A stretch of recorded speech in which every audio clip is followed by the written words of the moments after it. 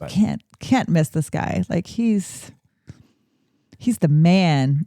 I mean, he really is. And I always kind of wonder about Dick Winters. Like, I mean, I know he had kind of his own stuff to say during the miniseries, but I always wonder about Dick Winters is like, how many other officers were out there doing what he was doing? And I think that's, you know, we put him on the pedestal, but really he kind of represents, in my opinion, you know, the best of us at that time. And I think I never knew him personally, but I think from what I gather when he speaks, he feels that way too. Yeah. Because I think you and I both feel that way too. Like officers in the military, we know there are many people with integrity like us. There's many people who are honorable like us. There's many people who are brave. Just certain people get that opportunity to really shine in that. And I don't want to say shine because you have to do what you have to do when it's done. And that's really what Dick Winters does that night of Normandy. Yeah. And it's one of those things too. I mean, even now, you know, I'll talk to officers that work for me or enlisted or whatever like that. And you have the typical miscommunication or people get frustrated because they think someone else is trying to pull one over on them or something like that. Right. Even in the military, people are people. Mm-hmm. But I always tell them like 99.8% of the time, that person on the other end of the phone, on the other end of an email, or at the other end of the table during a conversation is they're, especially in the military, I think, they're coming from the right place. They're trying to do the right thing. They're just doing it through their lens. And that's why part of me, and I know this is kind of like not a popular opinion, but sometimes I feel a little bit for Sobel. Yeah. Because he was trying to do what he thought was right in his own way. Now, the way it was portrayed in the book and the movie, and I don't know if it was... I don't think it was 100% accurate 100%. Because you're looking for that conflict. You're looking for that conflict, but I kind of... I feel for him a little bit because he's kind of the painted to be the bad guy. But the reality of it is, and you saw it a couple times through the miniseries, was his leadership. What's his name? The Colonel, Sink. Mm-hmm. He told him, "You've trained the best men." So it was Sobel who did it. out of everybody. Mm-hmm. I don't know if the ends justify the means. You know, again, displayed for the miniseries, he was kind of painted as the antagonist.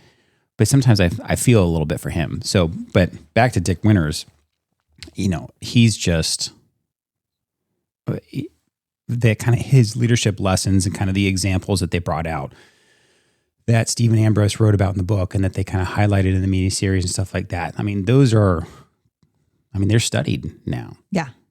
So I think of it as when we talk about the greatest generation, we talk about World War II, and really when we talk about Dick Winters, I think of Dick Winters more as the symbol of those men.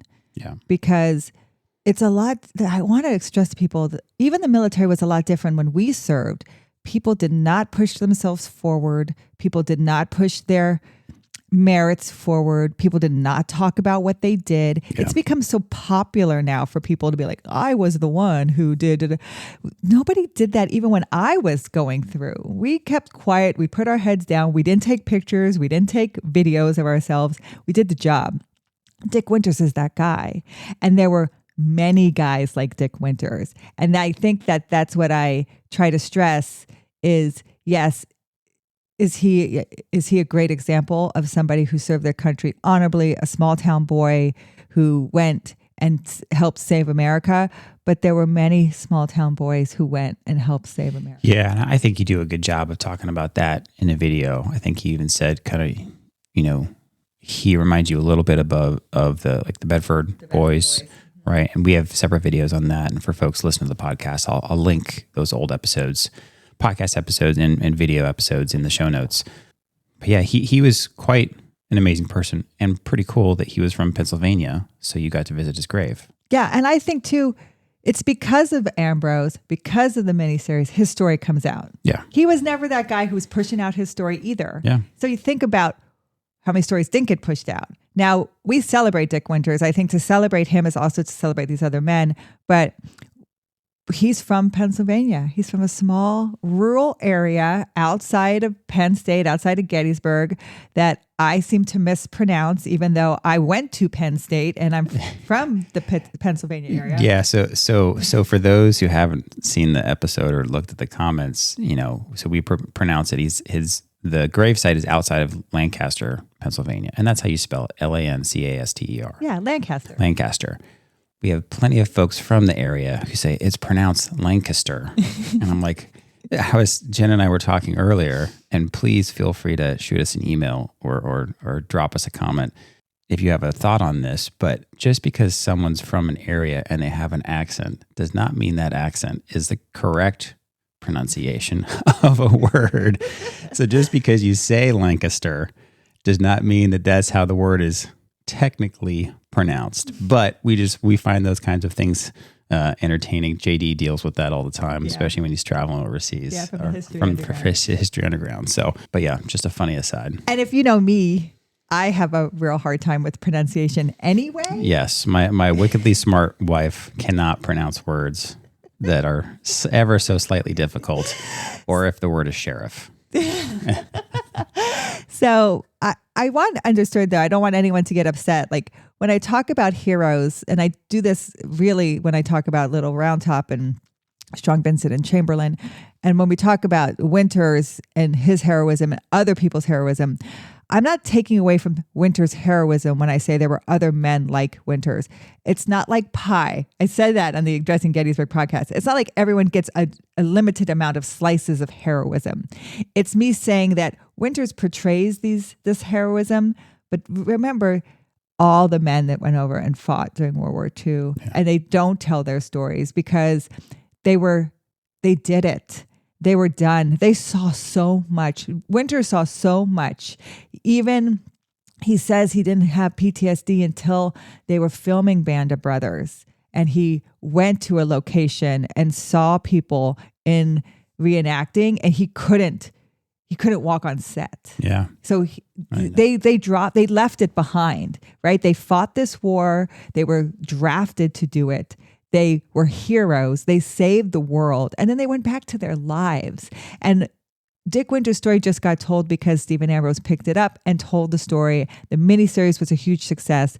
But just know that men came home and lived their lives. They baby boomed, right? He went back to work in Pennsylvania, had a farm outside of Hershey.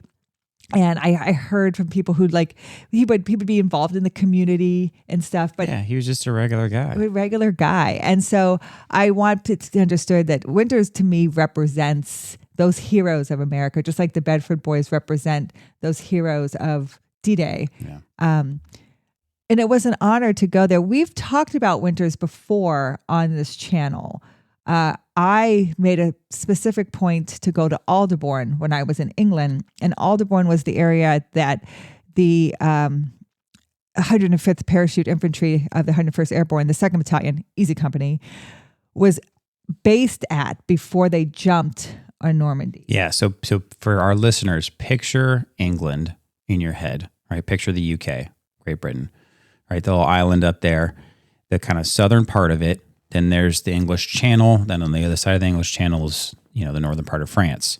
So America shipped all its folks out to that southern part of England so they could sit there, train, prep for D-Day for the invasion of France so they could come drive the Germans out. So that's where Dick Winters was. That's where Easy Company was. So picture England, that southern part of it, right down there.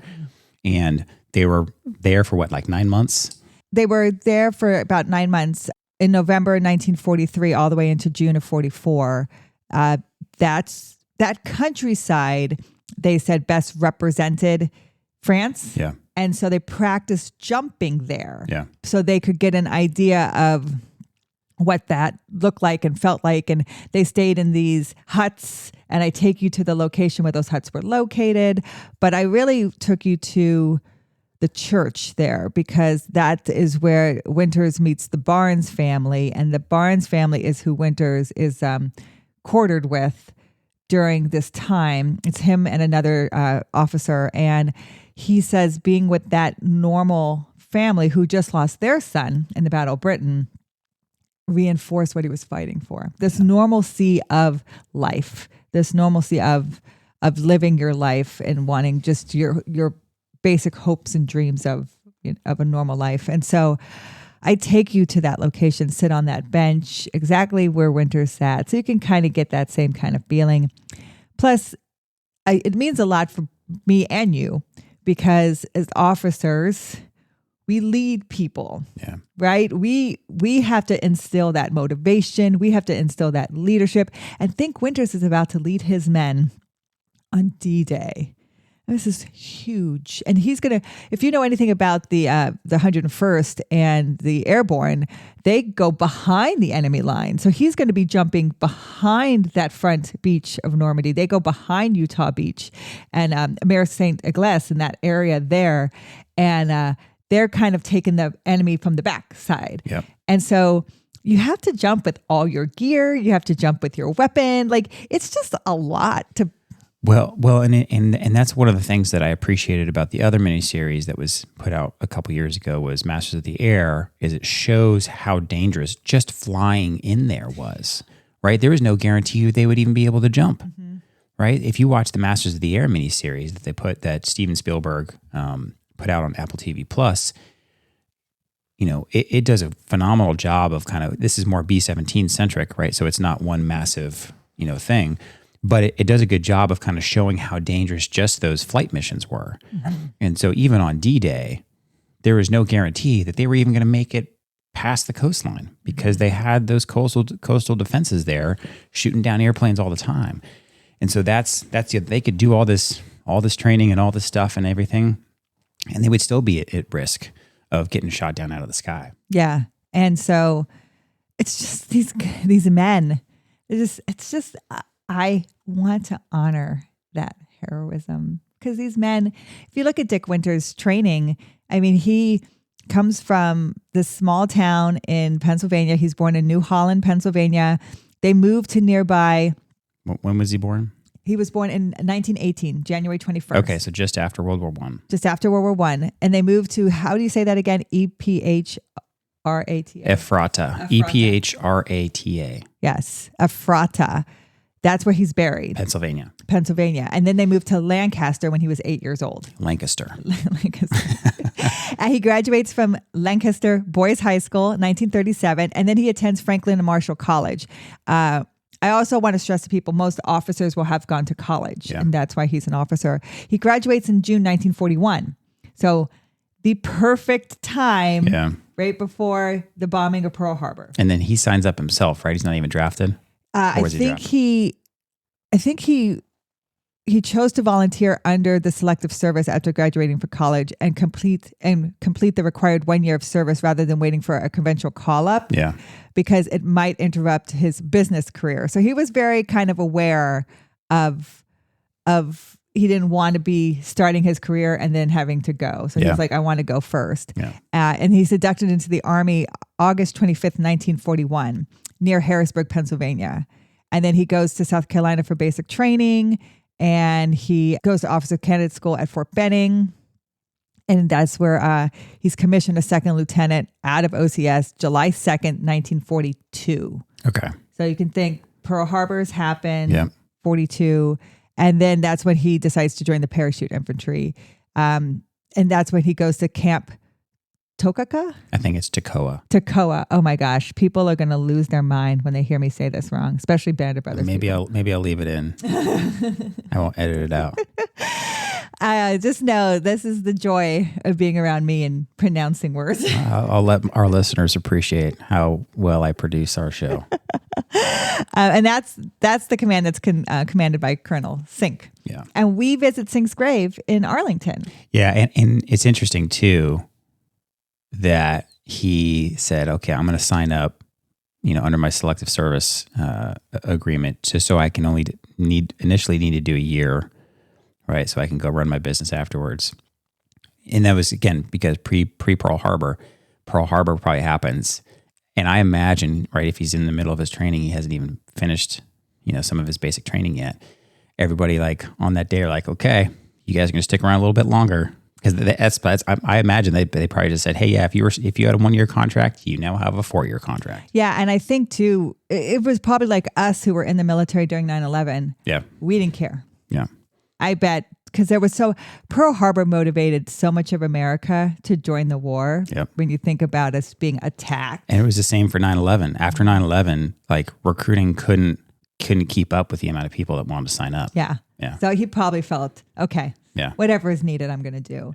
But that's when he joins the Easy Company. It's Company E of the 2nd Battalion, 506th Parachute Infantry Regiment. Easy. Yeah. So that's where that Easy Company comes from. And then the training at Toccoa yep. was very difficult. Of the 500 officers who had volunteered, only 148 completed the course. So it was very difficult. I didn't realize that. Yeah. And just think about when they kind of show on Band of Brothers, them running. Yeah. Was it Curry Hill? Yeah, or Curry. whatever? Yeah, like people yell it, but they're in full gear. Yeah. And I don't know if anyone's ever run in full gear. I mean, boots alone, I think I have like 2 pounds per foot when you have your boots on, and they're not very forgiving when your feet. And then you're carrying your rifle. Yeah, and their pack and all the stuff. And your pack and your helmet. Like, that's a lot. Yeah, I didn't realize it was that much of a attrition out of that course, out of that training. That's cool. Yeah, it's cool. But when you think about it too, like, what do you think you're going to have when you jump into theater? Oh yeah. Right? You're going to be running with all of this gear. And I was just watching something about the American Revolution yesterday.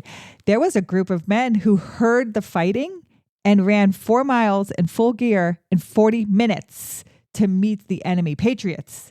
Right? This is American Revolution. Yeah. But this is over terrain, Yeah. things that haven't been cut, right? And they're carrying their rifles and they hear the fight and they're running to it. So that's the same kind of mindset that you're getting here. Like you have to be able to do all of this in your full gear because that's what you're going to have with you. Sure. And so all that training takes place is that in Georgia? Yeah. I'm pretty sure. And you can go today. Yep. I think JD has a couple of videos from there. You can go up to the top of the mountain. He did like a cleanup effort or something like that. Yeah, because people were spray painting up at the ago. top of the mountain. But you can go there. You can see their barracks and super cool. Then we've gone to Aldeborn and then Normandy.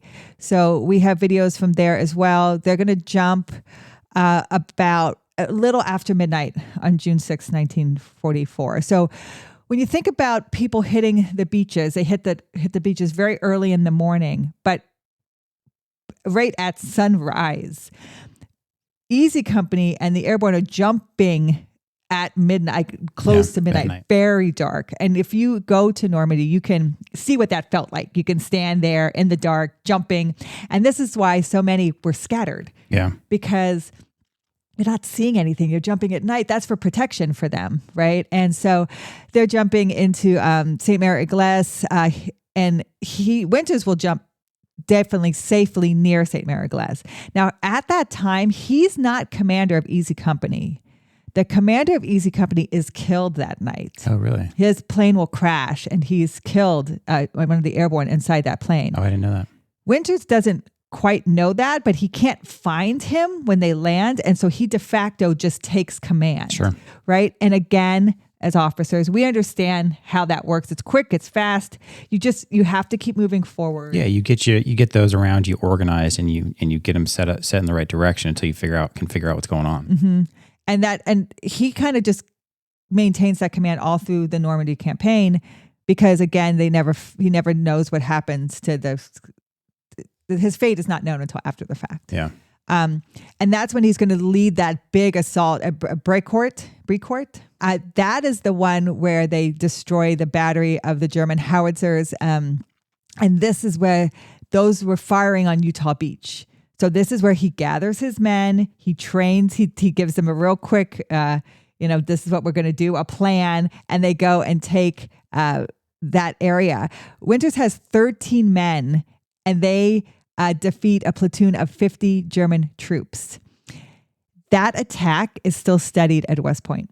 I think I remember you talking about that at the Normandy video. Yeah, it's a textbook example of an assault on a fixed position by an inferior force. Yeah. So how do you? And they use kind of what they call a kind of wagon wheel approach because they kind of move around.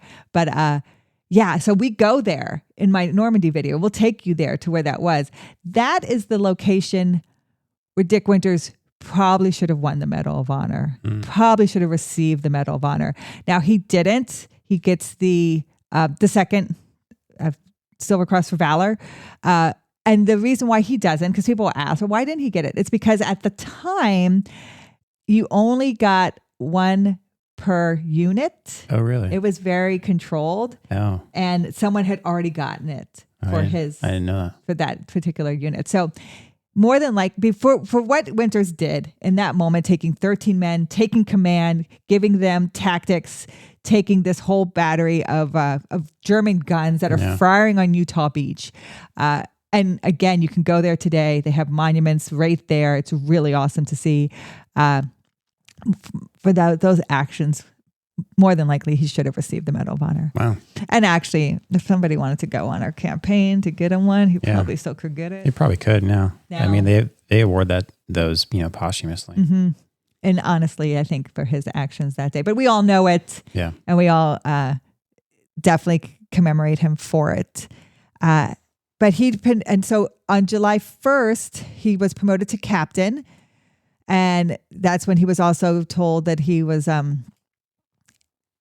the commander of Easy Company as well.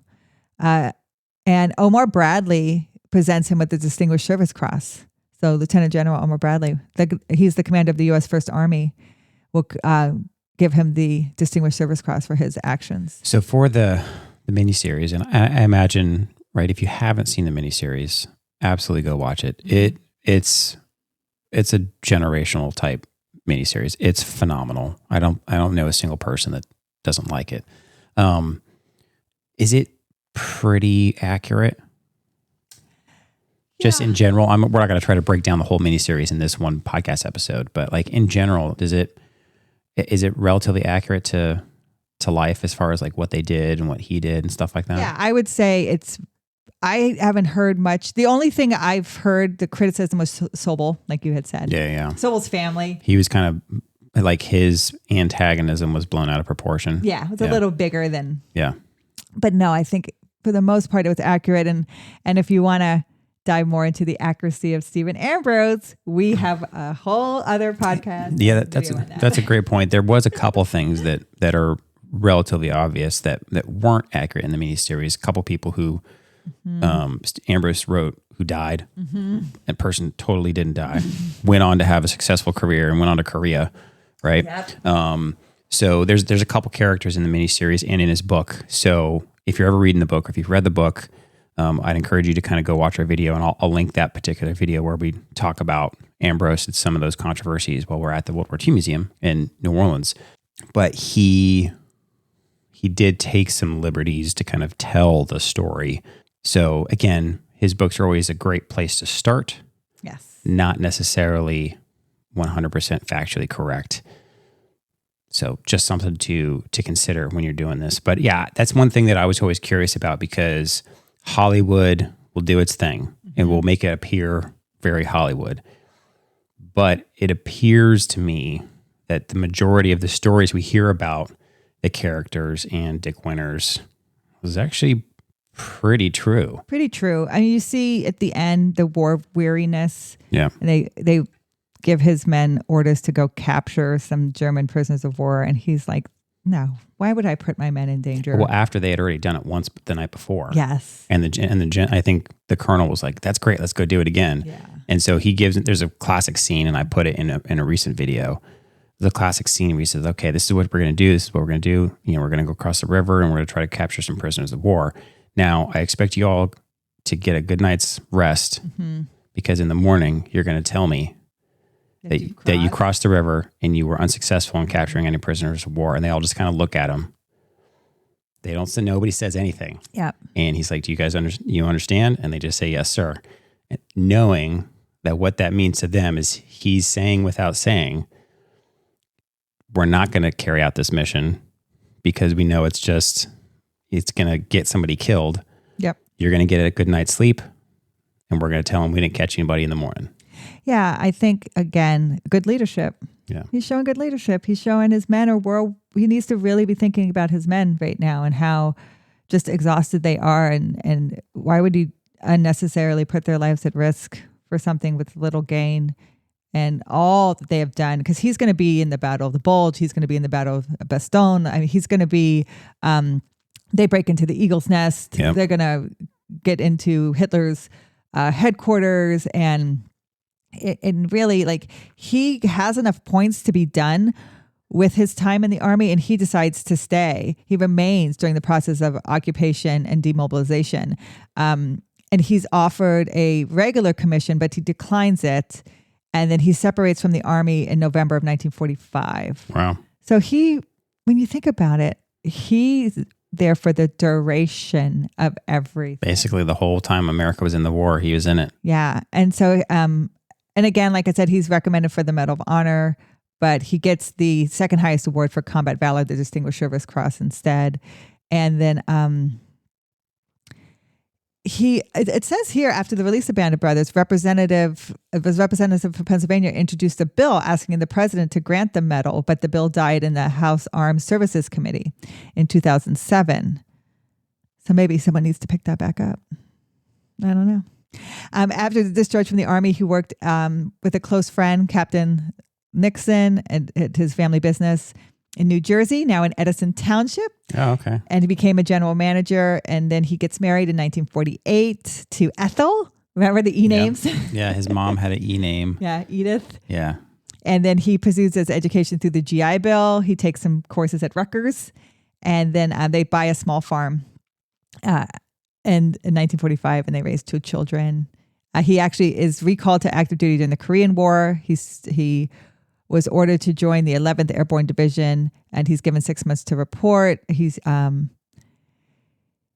explained, he actually met with a general, explained that he had seen enough of the war, explained that if he was needed, he would go. He reports to Fort Dix, and then he was assigned as a training officer. And then he volunteers to go to Ranger School, where he passed and became a Ranger. He received orders to deploy to Korea, traveled to Seattle, and then he was offered the option of resigning his commission, which he accepted. So he basically kind of just was recalled and ended up training soldiers. Yeah. For the Korean War. He was going to go into theater, and then was offered the resign of the commission. He took it. And I think after you've seen so much, right? I always say that too. You'll know when you feel like you've spent your 9 lives. Yeah. And you'll know, like, I don't want to push the envelope. Well, and one of the things that I kind of appreciate about the whole, I'll call it, example of Dick Winters is that at that time, in that era, it was rare, and you kind of had to have the highest level of attention to get to be spotlighted in, I'll call it, the media at the time. Because it was just difficult to do in the 40s, 50s, 60s. It became a little bit more prevalent in the 60s with 60s and 70s. Yeah, you got the Black Sheep with Peppy Boyington and stuff. People really wanted to push that aviation forward, because people... And again, if we look back on it, we're like, how did people not know more about him, back then? It's because there was, tons of men doing what he did, right? And he was recalled because that's what the draft was still a thing. And so rather than draft, they would recall, soldiers that were already trained. And, the draft didn't go away until the 70s. Yeah. Right. And so that's kind of what I appreciate about the whole example of him is he wasn't really pushed to the forefront. Easy Company wasn't really pushed to the forefront till the book and the miniseries, and then he passed away not too long after I think the miniseries came out. So he goes into business for himself. He sells animal feed in Pennsylvania. He moves his family to Hershey. He retires in 1997 at 79. Now, Stephen Ambrose's book comes out in 1992, but the miniseries comes out right at 9/11. Yeah, that's right. Right? He's featured in a number of books in the 90s, and he's also, when the miniseries comes out, he goes to the Emmy Primetime Awards in 2002. Yeah. There's a lot more written about him. People will write about The Biggest Brother, The Life of Major Dick Winters. He writes his own memoir in 2006. And then he gives a number of lectures. He's given an honorary doctorate at Franklin and Marshall. So once his story comes out, people do want to recognize him. Right. And that's what, again, that's kind of what I like about him as the example, is he wasn't pushed to the forefront when he was right after he finished his military service. It was like he was 80, right? Basically, he was basically 80 by the time, in his 80s, by the time he was kind of recognized and had this spotlight. And at that point in your life, you're kind of like, I understood like his stance, right? Like we talked about in the beginning of the podcast, is he feels like he wasn't the hero, but he served with heroes. So that was I love that quote. And I say that quote at his grave. And despite the many accolades he received, he always remained humble about his service. And then it was an interview for Band of Brothers. It's in the miniseries final scene. He's quoted a passage from a letter he received from a sergeant. And it said, "I cherish the memories of a question my grandson asked me the other day when he said, 'Grandpa, were you a hero in the war?' And Grandpa said, 'No, but I served in a company of heroes.'" Yeah. It's just so phenomenal. I love, and the recognition he got is 1,000% deserved. But I love that he is just kind of in my eyes, the example of men who served at that time. Yeah. Who did their time and then they came back and they went back to their regular lives and they ran a business outside of Hershey, Pennsylvania, right? Or Lancaster, or whatever it was, right? And that's what I absolutely love about that. And that's what I respect so much about my fellow, servicemen and women today. I just ran into an old match chief that I used to work with at Subway. Mm-hmm. We were both sitting there and I didn't recognize him because he had long hair and a beard, classic Navy move. And he put his order in. I didn't recognize him. I started putting my order in. He turns over and looks at me. He's like, "Hey, Match Chief Kammerer." I was like, "Oh my gosh." And I actually used more colorful language. I was like, "How are you?" Right? Because he and I worked together. It was probably 7 or 8 years ago. And I just absolutely love that. When people retire and they go back to their regular lives, and we stood the watch, right? And Dick Winters, he stood the watch, right, along with his band of brothers. Yeah, unfortunately, he will pass January 2nd, 2011, so right before his birthday. He was in an assisted living in Campbelltown, Pennsylvania. He dies at 92. He had suffered from Parkinson's the ends of his life. He's buried in a private funeral service, and we take you to that location in Bergstraus Evangelical Lutheran Church Cemetery. And very old cemetery. When I take you there were gravestones from the early 1700s. Oh, wow. This was one of the original areas of Pennsylvania. That's cool. And if you know anything about Lancaster, this is kind of the Amish country. This is old school. You will see people on horse and buggies there. This is the old school area of Pennsylvania. Ethel will die in April of 2012 and join him. His gravestone is very unassuming. Yeah, we've had comments on that. And it was like, well, an unassuming grave for an unassuming man. Mm-hmm. It just says Richard D. Winters. His middle name was Davis. World War II, 101st Airborne. That's all it says. Yeah, and you'll recognize it because even when you went there was flags already around it. And so people are kind of visiting and kind of paying their own homage to him. So I just think it was neat that you got to go do that. You were out visiting Gettysburg and on the Addressing Gettysburg podcast, and you took the time to kind of make the drive out there to kind of visit that, and I think it was just really neat. It was important to me, and I want to thank the History Museum of Gettysburg because there's a photograph of Winters leaving on the train station from Lancaster with his family, and I was able to go to the Lancaster train station. The building looks exactly the same from the 1940s and stand in the same position. This is when Winters leaves in 1943 to pick up the ship to go to England, but I was able to recreate that photograph. So he's buried about 15 minutes from that location. Yeah. No, it was awesome. And again, for those listening, for our audience, I encourage you guys to go check out our other episodes. I will link our other podcast episodes from Aldebarn and Normandy, as well as the video episodes if you guys want to watch those. So thank you so much for joining us and talking about Dick Winters, and we'll talk to you guys next time. Yeah, thank you. This has been a Walk with History production. Talk with History is created and hosted by me, Scott Benny. Episode researched by Jennifer Benny. Check out the show notes for links and references mentioned in this episode. Talk with History is supported by our fans at thehistoryroadtrip.com. Our eternal thanks go out to those providing funding to help keep us going. Thank you to Doug McLiverty, Larry Myers, Patrick Benny, Gail Cooper, Christy Coates, and Calvin Gifford. Make sure you hit that follow button in that podcast player, and we'll talk to you next time.